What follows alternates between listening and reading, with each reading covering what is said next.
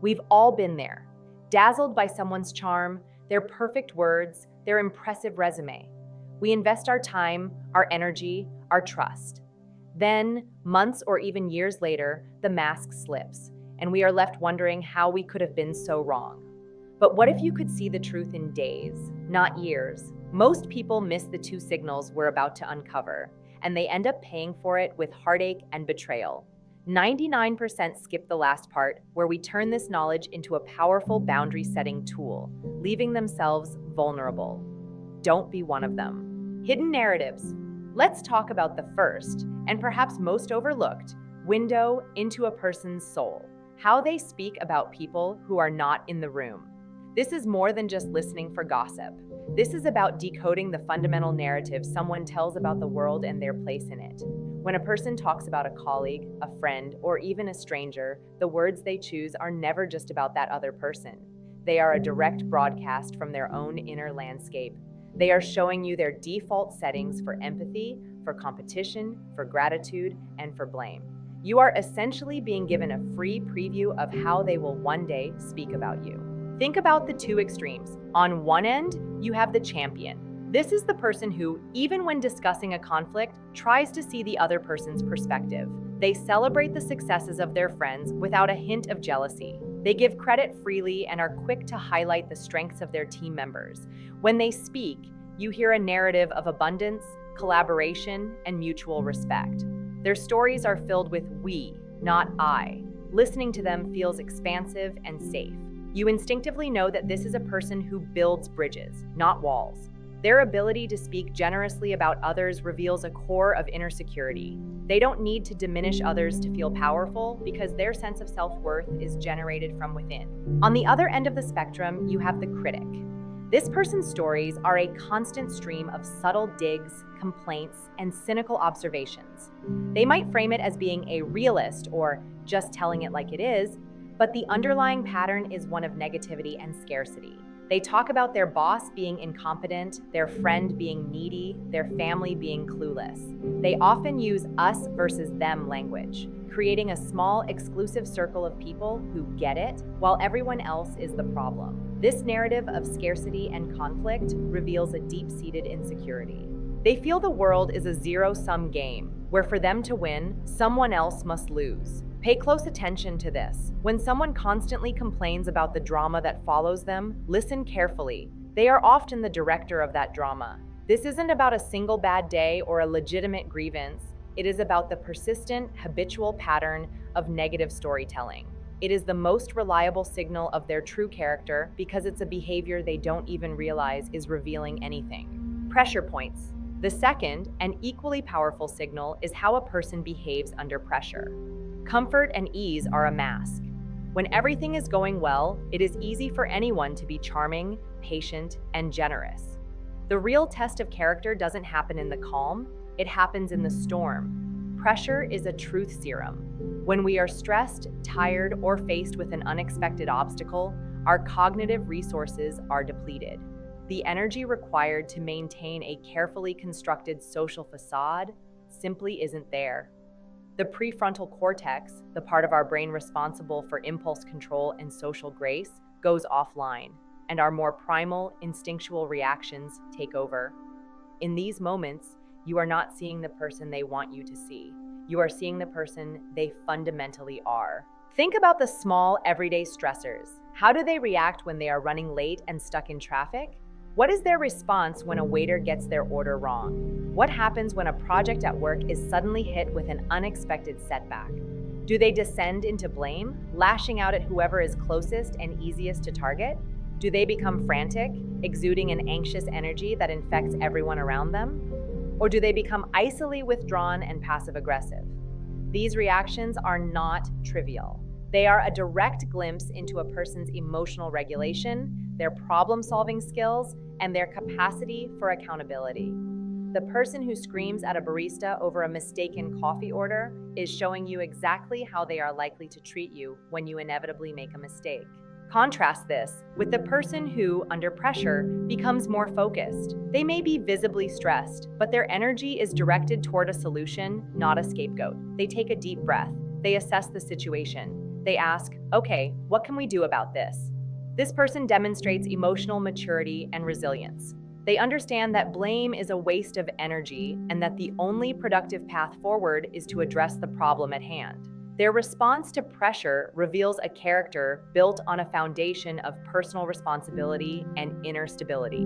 They are not easily broken by chaos because they have a strong internal locus of control. These pressure points are the most authentic moments you will ever witness. Don't just watch how people treat you when they want to impress you. Watch them when their flight is canceled, when they've spilled coffee on their shirt, when they've just received bad news.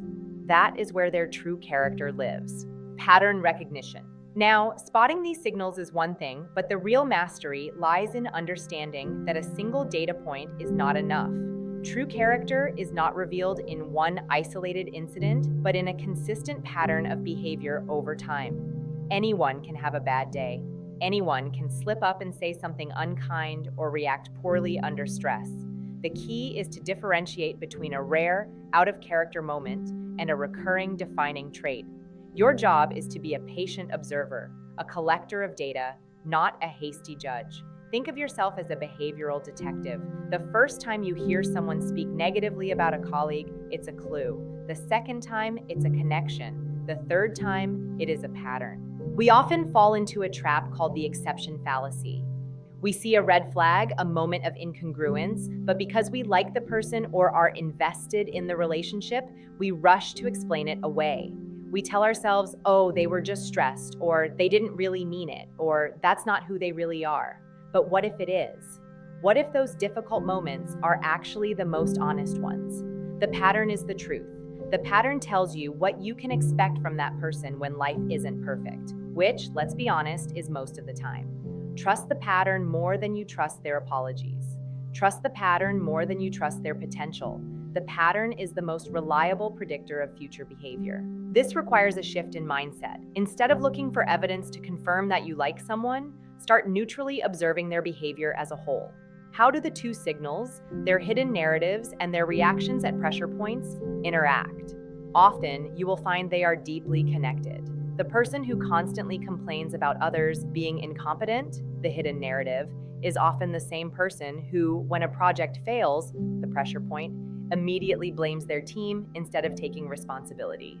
The patterns reinforce each other, painting a clear and undeniable portrait of their character. This isn't about being cynical, it's about being wise. It's about having the courage to see what is actually there, not just what you wish was there. True insight comes from quiet, patient observation, allowing the patterns to reveal themselves without judgment. Conscious curation. So, what do you do with this information? You have observed the patterns. You have a clear picture of someone's true character. The answer is not to confront them, to try and change them, or to deliver a grand verdict on who they are. The answer is far more powerful and far more personal. You consciously curate your life. You become the gatekeeper of your own time, energy, and inner circle. This knowledge empowers you to make intentional decisions about the role each person will play in your life. Not everyone deserves a front row seat. Some people are meant for the balcony, and some may not even belong in the theater at all. Think of your relationships in concentric circles. In the very center is your inner circle, the tiny handful of people you trust implicitly. These are your high-stakes relationships, the people you turn to in a crisis, the ones with whom you share your deepest vulnerabilities. This circle must be reserved exclusively for those who have demonstrated through consistent patterns that they are champions and that they handle pressure with accountability and grace. Their character has been tested, and it has held true. They have earned this level of access. The next circle out might be for friends and close colleagues. These are people you enjoy and respect, but perhaps you've noticed a few minor inconsistencies in their patterns. You can still have wonderful, meaningful relationships with them, but you might subconsciously hold back from making them a core part of your support system. Further out are acquaintances and the wider network of people in your life.